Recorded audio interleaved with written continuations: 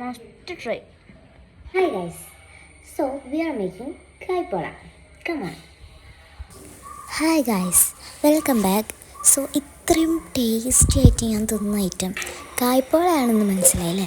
അപ്പോൾ ഇത്രയും ടേസ്റ്റി ആയിട്ട് എങ്ങനെയാണ് കായ്പോള ഉണ്ടാക്കുന്നതെന്നാണ് ഞാൻ പറയുന്നത്. അതിനായിട്ട് പഴം വേണമല്ലോ, എന്തായാലും കായ്പോളയ്ക്ക് എന്തായാലും പഴം വേണമല്ലോ. അപ്പം ഞാൻ 3 പഴം ചെറുതായിട്ടൊന്ന് അരിഞ്ഞെടുത്തിട്ടുണ്ട്. അതിനുശേഷം മറ്റൊരു മിക്സിയുടെ ജാറിൽ 3 മുട്ട പൊട്ടിച്ചൊഴിക്കുന്നുണ്ട്. ഈ മുട്ട പൊട്ടിച്ചൊഴിക്കുന്നതിൻ്റെ വിക്രസുകളാണ് കേട്ടോ നിങ്ങൾ ഈ കാണുന്നത്. നിങ്ങൾ വിചാരിക്കും ആദ്യമായിട്ടാണ് ഇങ്ങനെ മുട്ട പൊട്ടിച്ചൊഴിക്കുന്നത്. അതൊന്നുമല്ല ഗൈസ്, പക്ഷേ ക്യാമറയുടെ മുന്നിലെത്തിയാൽ നമ്മളല്ലാതായിപ്പോകും. അപ്പോൾ അതുകൊണ്ട് തന്നെയാണ്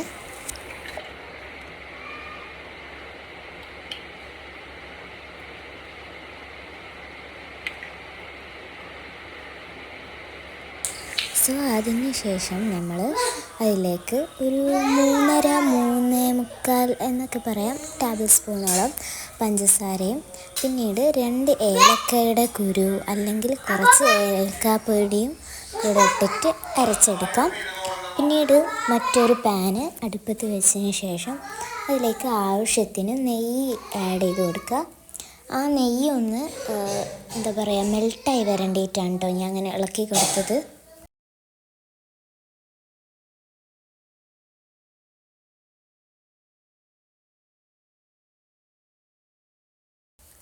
പിന്നെ അതിന് ശേഷം നമ്മൾ മുറിച്ച് വെച്ച ഈ പഴമില്ലേ, പഴം അതിലേക്കൊന്ന് ആഡ് ചെയ്ത് കൊടുക്കുന്നുണ്ട് കേട്ടോ. അതിന് ശേഷം നന്നായിട്ട് മീഡിയം ഫ്ലെയിമിൽ വെച്ചിട്ട് ഒന്ന് ഇളക്കി കൊടുക്കുക.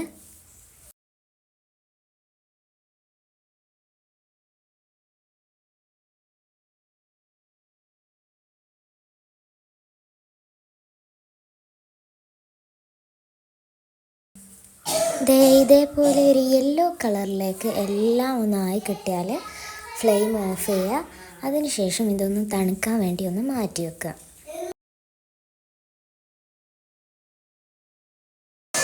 ഇനി നമ്മളുടെ ആ മിക്സ് ഉണ്ടല്ലോ അരച്ച് വെച്ച്, അതിലേക്ക് മൈദ ആഡ് ചെയ്യാൻ എന്നോട് നേരത്തെ മറന്നു പോയിരുന്നു.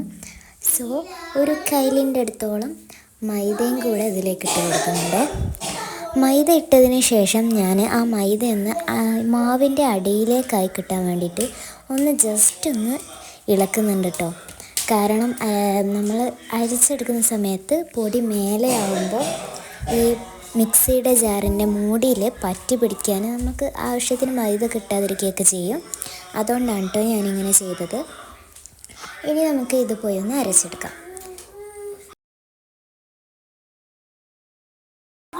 ഇത് ഞാൻ പോയി ഒന്ന് അരച്ചെടുത്തിട്ടുണ്ട്.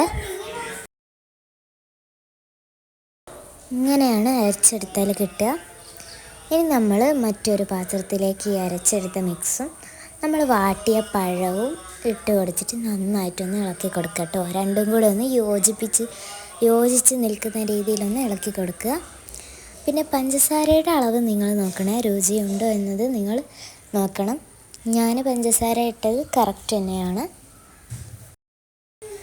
പിന്നീട് ഒരു പാൻ എടുത്തിട്ട് അതിലേക്ക് വെളിച്ചെണ്ണ ഒഴിച്ചിട്ട് എല്ലാ സ്ഥലത്തേക്കും ഒന്ന് ആക്കി കൊടുക്കുന്നുണ്ട്. നിങ്ങൾക്ക് നേരത്തെ പഴം വാട്ടിയ പാൻ തന്നെ എടുക്കാം, അല്ലെങ്കിൽ നിങ്ങൾക്ക് വേറെ മറ്റൊരു പാൻ കൂടി എടുക്കാം കേട്ടോ. എന്നിട്ട് ഈ മിക്സ് അതിലേക്ക് ഒഴിച്ചിട്ട് നല്ലതുപോലെ ലെവലാക്കി കൊടുക്കുക. കാരണം നമുക്ക് കുറച്ച് നല്ലൊരിത്തിരി എങ്കിലും പൊന്തി വരാനുള്ളതാണിത്. പിന്നെ നിങ്ങൾക്ക് വേണമെങ്കിൽ ഇതിൽ അണ്ടിപ്പരിപ്പും ഉണക്കമുന്തിരിയൊക്കെ ഇങ്ങനെ ജസ്റ്റ് ഒന്ന് നെയ്യിൽ വറുത്തെടുത്തത് ഇതിലേക്ക് ഇട്ട് കൊടുക്കാം കേട്ടോ. പക്ഷേ ഞാൻ ഇട്ട് കൊടുത്തിട്ടില്ല.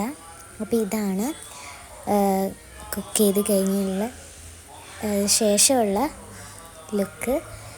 സോ ഞാൻ കുക്ക് ചെയ്തത് ഒരു 15 to 20 മിനിറ്റ്സ് ആണ്. കാണുന്നത് പോലെയൊന്നും അല്ല കേട്ടോ ഗായ്സ്, നല്ല ടേസ്റ്റ് ഉണ്ടായിരുന്നു. സോ ഫസ്റ്റ് തന്നെ ഞാൻ എൻ്റെ അനിയന് മുറിച്ച് കൊടുക്കുക കേട്ടോ ചെയ്തത്. പിന്നെ എനിക്ക് മുറിച്ചു.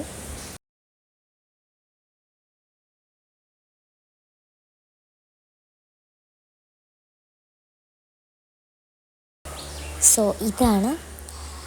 So time to eat. Wait ചെയ്യാൻ പറ്റത്തില്ല. അത്രക്കും ആകാംക്ഷയോടെയും കൊതിയോടെയാണ് നിൽക്കുന്നത്. സോ തിന്ന് നോക്കിയപ്പം അടിപൊളി സാധനം കേട്ടോ. അപ്പോൾ എല്ലാവരും മറക്കാതെ like and subscribe and share and try it. Tata.